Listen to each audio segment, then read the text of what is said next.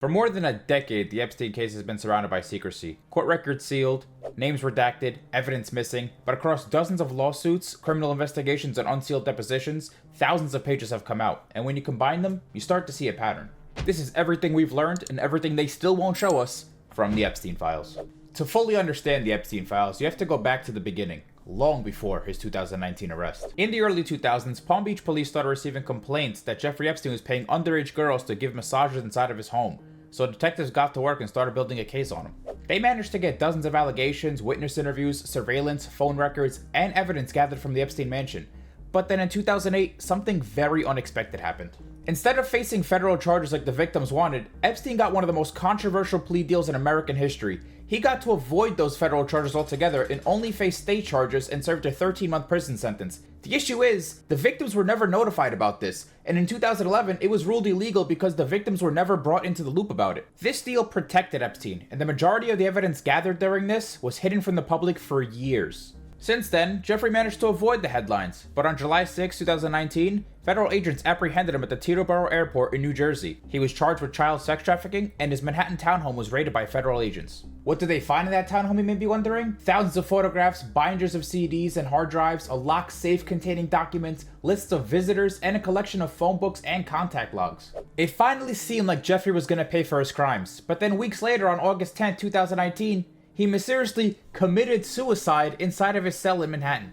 The cameras right outside his cell would have caught this happening, except they magically malfunctioned that night, and on top of that, 3 minutes of footage was deleted from the recording itself. But the good news is, there was guards stationed right around the corner from his cell. Oh wait, they just so happened to be asleep during this. His death sparked outrage across social media. Nobody believed that he did it himself, and everyone thought there was just one big cover-up. But the bigger issue is, if he couldn't be prosecuted, who could be? Nearly a year later, on July 2nd, 2020, that question finally got answered when the FBI raided Ghislaine Maxwell's home in New Hampshire and arrested her for her participation in Epstein's crimes. After her arrest, the public finally got a real look into the Epstein network when a federal judge ordered the unsealing of all the documents from a 2015 case between Godfrey and Maxwell. These files, which were roughly 900 pages, included Ghislaine Maxwell's deposition, victim statements, flight logs, email exchanges, photographs, and handwritten notes. Maxwell's deposition became infamous. She dodged questions, denied knowledge, and claimed that she didn't know details that multiple witnesses says she orchestrated. In those same files, victim testimony described the recruitment process. New girls were referred by current girls received favors for their silence, and Maxwell was described as the enforcer who arranged travel, scheduled encounters, and maintained the network. One of the biggest pieces of evidence that came out because of this is the now infamous address book, sometimes called the Black Book, which is a contact list of hundreds of names from billionaires to politicians to celebrities and scientists. And while being in the book proved nothing by itself, it did show one thing: Epstein was deeply connected. Next came the flight logs, perhaps the most talked about item that came out at this time.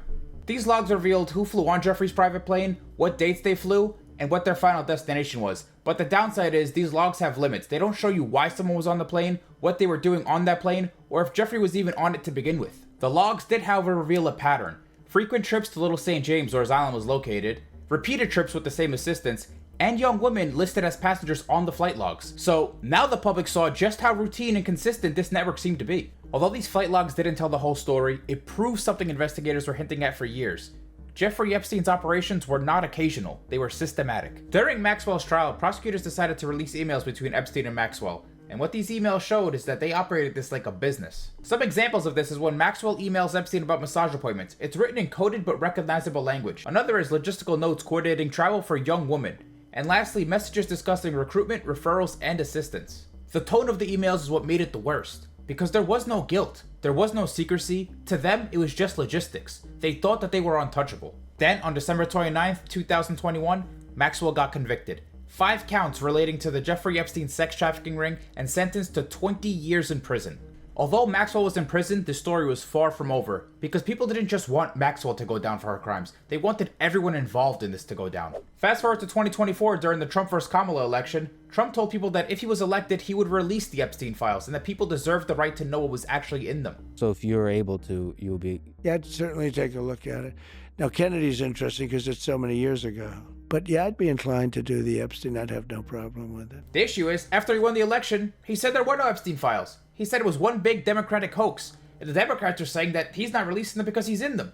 But if he was in them, wouldn't Biden have released them? It's all been a big hoax. It's perpetrated by the Democrats, and some stupid Republicans and foolish Republicans fall into the net. The truth is, no matter what your political affiliation is, these files need to be made public, because the monsters that are in them and that were involved need to be brought to light and need to be charged today. Some of us thought that was finally going to happen, because in early 2025, the Department of Justice released what they called the Phase 1 files. The issue with Phase 1?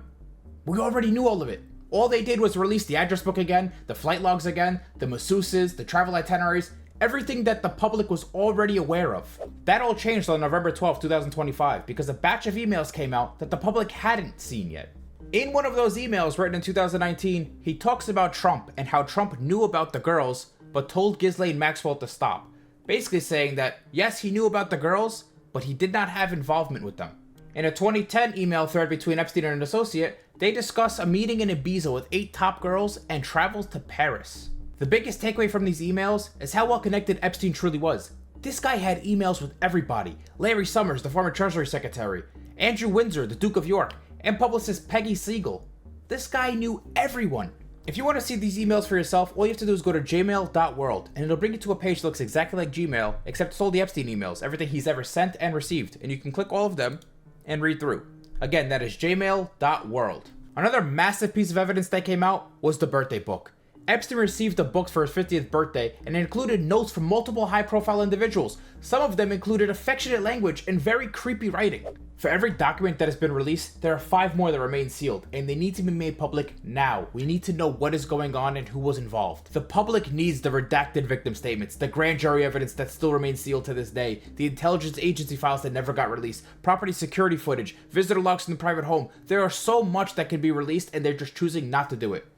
Although this is all I have for you guys today, Congress is actively working to pass a Transparency Act that will release more documents to us, and if that happens, I may make another video on it. If you want me to cover each new release, let me know in the comments below, and if you have any other topics that you want me to look into, let me know down below as well. If you enjoyed this video, please give it a like. If you haven't already subscribed, I would appreciate it if you do that, and I'll see you boys in the next one.